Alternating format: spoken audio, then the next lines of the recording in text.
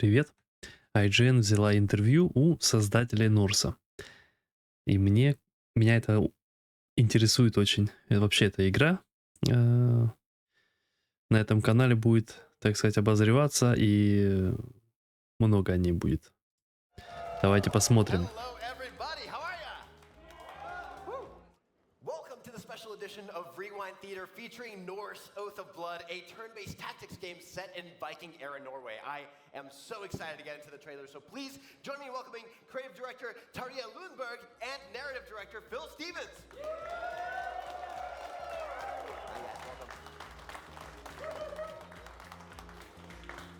Guys, thank you so much for joining. Thank you for having us. Are you guys ready to roll the trailer? Yeah, let's go. Can't wait. All right, without further ado, here's the world premiere trailer for Norse Oath of Blood. 17+. Ой. It is a strange crew which sets out on the sea road. No one would expect the gods to cast an eye upon this little vessel. My lord, we have been betrayed. Together, we will destroy this Steinar for his treachery. Let's get this shit's bucket going. Какая-то это шаман.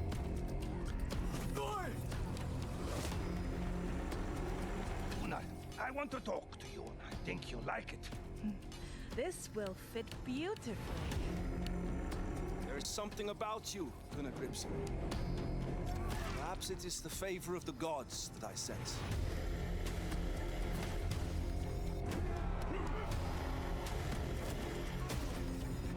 Your woman hits me harder when she's riding my serpent.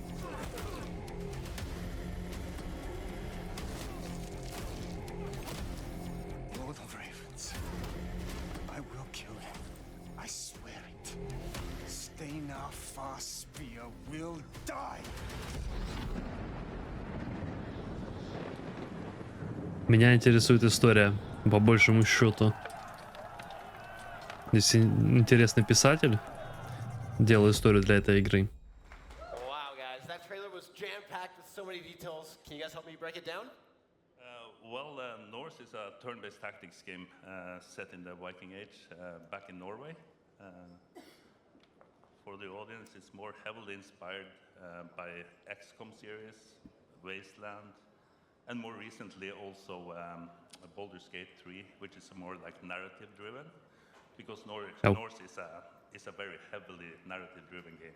Yeah, so in this first clip, we get a look at the combat and setting, right? I've heard it be called, like you said, very inspired by XCOM. We called it AXCOM. Oh, yeah. Which I know you guys like. Can you give me a little bit more like a deep dive into what that means for combat and the environment? You guys, when we released the first little tidbit of information about the game, we came to you guys. You released a little teaser for us. And you branded it XCOM, which is really, really cool. It's stick with us throughout the production, and yeah, really honored about getting that one. Amazing. And then can you tell me a little bit more about the setting and where this takes place? Well, as I said, it's in Norway, back in the Viking era, around the year 800. The Vikings are not been christened yet. They're pagans, basically. And this is right before we start sort of like branching out and raiding Europe. So the entire game is set in Norway, and that's where we're going to stay in this final version. Amazing. Then in the second clip from the trailer, we get a look at our protagonist. Can you tell me a little bit about our protagonist, who they are, how they fit into the story of Norse? Yeah, sure. So our protagonist is a young warrior called Gunnar Gripson, kind of headstrong but honorable young warrior. And he's the son of a Viking chieftain called Jarl Griper of Bora. And over the course of the game, he has to become a successful leader, a fearless warrior, and a kind of a manager of men to go on a quest for revenge across Viking Age Norway. Yeah, well, in this next clip, we actually see moments before tragedy, two men meeting on this pier, this dock. What can you tell us about him? Поножовщина. So, there's this guy on the right-hand side here. He's Jarl Griper. That's Перепутали. Они показывают слева. Settlement Bora. And on the left here we have Steinar Fast Spear, and he's Jarl Greeper's Наоборот. champion or prowman. And in this scene, which is quite early on in the game, he's been away visiting another Viking chieftain, doing a diplomatic mission, and he's just returned home, and he's being greeted by his Jarl on the dock. And there's, like Greeper's quite pleased to see him, but probably shouldn't be, because Steinar has malicious intents, and Greeper's day is going to get pretty bad. Yeah, we do see that betrayal by Steinar. Can you give us a little bit more context into what leads to this pivotal moment? Well, Steinar is an ambitious man. He's a true Viking. And he believes that Jarl Greeper has grown soft. He would rather trade and grow crops rather than do the more traditional Viking pastimes of raiding and going to war. And so Steinar Вот этот справа, по-моему, он вроде как актер и режиссер decides какой-то, to что-то вот for itself такое for вот. himself. This forces Gunnar and his twin sister Sigrid and Greeper's sword brother Arn to have to flee and escape war to save their lives. Yeah, so then we see after they escape, the beginnings of an alliance. Can you tell us a little bit about who the person that we see next is and how they sort of fit into the puzzle? Yeah, sure. So this guy here, he's called Jarl Egil. And Jarl Egil is Gunnar and Sigrid's uncle. And after Steinar's betrayal, they flee. They go to his settlement of Kaupang, and they ask him for help. And he says, I will give you a small piece of land, I'll give you a ship and a small crew and resources. Go, build a reputation for yourselves, bring warriors to your side, and when you're strong enough, we'll join forces and we'll go and take the fight back to Steinar and take back your birthright. And we do see the beginnings of that settlement in the next clip. What sort of tools can players use to, sort of customize and make their settlement their own? So the management part of the game is quite huge compared to other games in this genre. It's sort of like 50-50 between management and combat. Мне это нравится.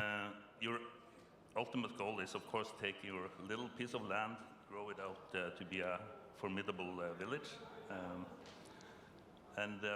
One of the key elements is the workers, what we call sort of like the main workers, or blacksmith, seamstress, and huntsman are the main workers in this city. And they do all the crafting, all your items, weapons, utility items. Most of it is crafted in your village. Расстраивать свою деревню, чтобы она больше становилась, и 50 на 50. И атаковать другие там бои какие-то, что-то такое. Also come with projects that you can sort of like upgrade them. So as an example, for the blacksmith, the forge, you can make a charcoal kiln to produce more iron, like resources. You can make a whetstone to make your blades bite better, do more damage. The settlement stuff and the management part plays a great part in this game. Awesome. Then the other side of that, we see a montage of combat, including all sorts of status effects like momentum, crippled, bleed. What sort of tools do players have at their disposal to get the upper hand in the combat side of things? Well, we have 5 combat classes in the game. I'll talk a bit about them a bit later. But for combat, I would say the most important thing is positioning. Every unit reacts to their closest threats, so you won't be able to run up to someone and backstab them, because they will actually turn and face you. And this is where status effects comes in, to lock people down, so you're able to start flanking them and doing backstabs and all that kind of stuff. So as soon as you use engage, cripple, dazed, or get some status effects onto an enemy, your other allies will be able to flank them, hitting them from the sides or from behind. By doing so, you also have a bigger chance of hitting, of course, but you also have critical hits, guaranteed. And if you kill someone, it's also triggers an execution. Executions heals the guy who actually does the execution, but it also gives something called momentum to every ally on your party. And having momentum continuously going on your hillman is important, because it deals extra damage the next turn. So it's it's great. Very cool. It seems like you kind of get that snowball effect. Прикольно. Next up, we see a glimpse into the Прикольно. character classes. То есть убил кого-то, и тебе надо продолжать убивать, потому что у тебя появляются, типа, бафы. As their herdman, and as a follow-up, what is a herdman? A herdman is sort of like your Viking entourage. I would say, if you're familiar with games like XCOM and stuff, your combat roster. It's where you pick your warriors to go into battle with you. There's several ways to come across these herdmen throughout the game. Some are by visiting neighboring villages. As soon as you start growing your own name, growing more powerful, people will come and join you. Other ways is through missions. You can end up saving someone that becomes a herdman, or through events in the village. They're passing through and really like what they see and join you, basically. Now, before we go to the next clip, I want to ask you guys, what class would you guys be if you were in Norse? Well, Phil. I think, to be honest, I'd like to say that I'd be like a berserker or like, you know, a wrecker with a double-handed axe, but the reality is I'd probably want to be as far away from anyone that was going to try and hit me with a weapon as possible. So I'd probably be a bogmather and be an archer. At least I could hide in the trees and just shoot people. Tell you? Мало That просто. didn't come as a surprise, to be honest. But yeah, I would definitely be a berserker, maybe a wrecker with a two-handed axe, doing immense damage. Yeah, that's more me, up front. All right, I love it.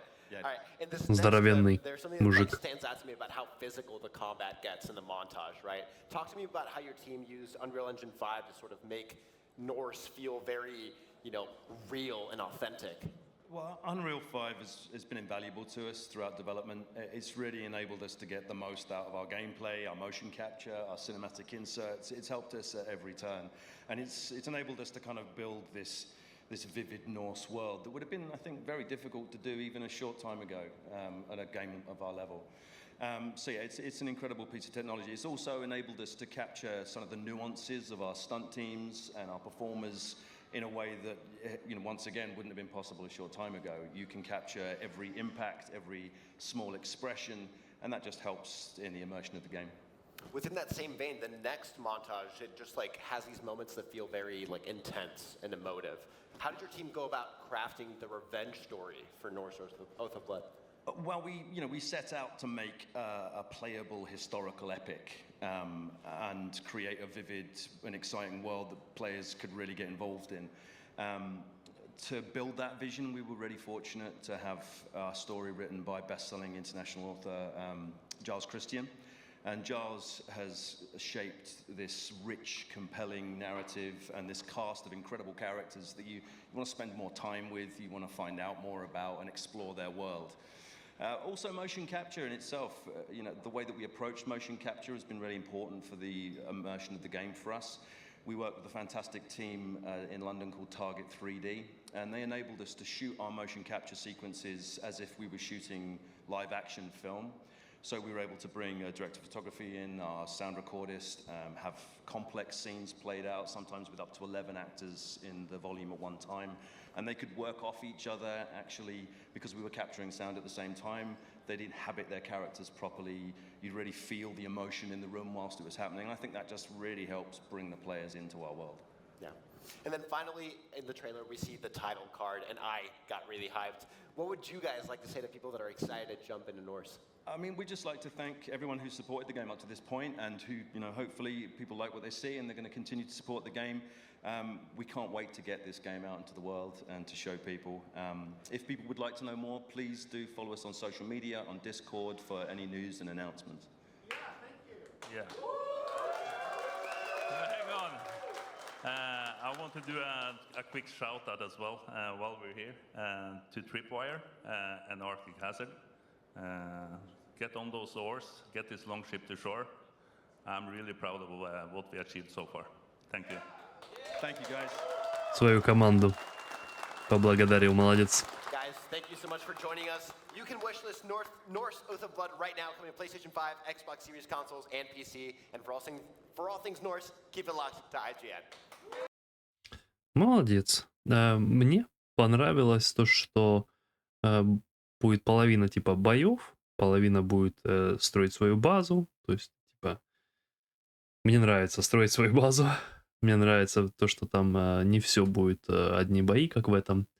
Если взять, например, XCOM, то там, ну, больше боев, база была так поменьше. Мне нравится, что там писатель сделал хорошую историю, насколько я понимаю. Я, естественно, эту историю не знаю, но я надеюсь, жду как бы от этого большую хорошую историю. Он сказал, что это типа story heavy, что будет большая, много будет историй. Это не может не радовать. Мне нравятся хорошие истории в играх. И да, в общем-то, услышал все, что хотел. Все это все хорошо, как бы это все мне нравится, но стоит как бы посмотреть, что он будет, конечный результат какой. Потому что, ну, команда маленькая, смогут они справиться со всем этим. Остается только увидеть. Ладненько. Да, пока что все. Пока.